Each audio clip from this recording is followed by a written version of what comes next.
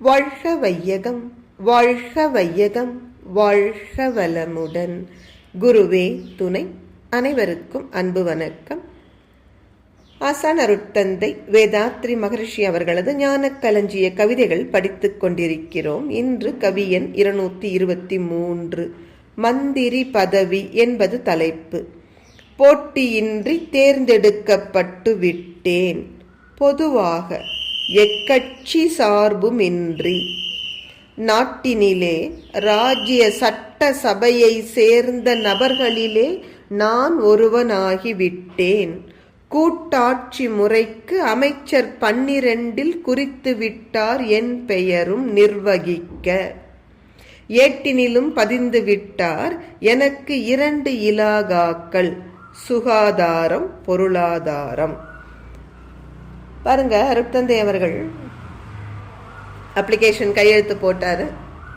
அதன் பிறகு போட்டியே இல்லாமல், ஏனெனில் அவர் எந்த கட்சியின் சார்பாகவும் நிற்கவில்லை. கற்பனை என்றாலும் அருட்தந்தை நமக்கு ஒவ்வொரு விஷயமாக சொல்லிக் கொடுத்து கொண்டே வருகிறார். நாளைக்கு நாம் அரசியலில் ஈடுபடுவதானாலும் எப்படி ஈடுபட வேண்டும் என்பதற்கான ஒரு வழிகாட்டுதல் தான் இது. அப்ப எந்த கட்சியினுடைய சார்பும் இல்லாமல், ஏனெனில் ஒரு கட்சியின் மூலமாக போயிட்டா அந்த கட்சி திணிக்கும் நம்ம மேல விஷயத்தை, நாம் சுதந்திரமாக செயல்பட முடியாது. எனவே அருட்தந்தை சொல்கிறார்கள், கட்சி சார்பு இல்லாமல் பொதுவாக அவர் தேர்ந்தெடுக்கப்பட்டு விட்டதாக. அப்போ இப்போ நானும் இந்த நாட்டினுடைய தலையெழுத்தை தீர்மானிக்கின்ற அமைச்சர்களில் ஒருவனாகிவிட்டேன். என் பெயரையும் குறித்து கொண்டார்கள். அது மட்டுமல்ல, எனக்கு நிர்வாகம் செய்வதற்கு அமைச்சர் என்ற முறையினிலே 2 துறைகளும் ஒதுக்கீடு செய்கிறார்கள். எது அடிப்படையான துறை என்று பாருங்கள், சுகாதாரத்துறை. மக்கள் அனைவரும் ஆரோக்கியமா இருக்கணும், அதுதான் ஒரு அரசினுடைய முதல் கடமை.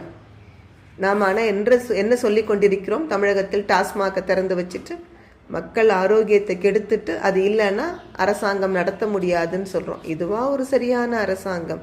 அப்ப அருட்தந்தை முதல்ல எதை கையில் எடுக்கிறார்? சுகாதாரம். இந்த தேசத்தில் வாழ்கின்ற ஒவ்வொரு மனிதரும் ஆரோக்கியமாக வாழ வேண்டும், அது அவர்களது அடிப்படை உரிமை. அதற்கு உரிய வகையில்தான் பொருள்துறை திட்டங்கள் தீட்டப்பட வேண்டும்.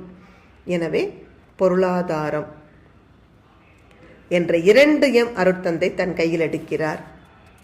மக்கள் ஆரோக்கியமாக வாழ்வதற்கு உரிய சுகாதாரத்துறை, அந்த ஆரோக்கியத்தை அவர்களுக்கு அமைத்து தருவதற்குரிய பொருளாதாரத்துறை என்ற 2 அருட்தந்தை அவர்கள் வசம் வந்து சேர்கிறது.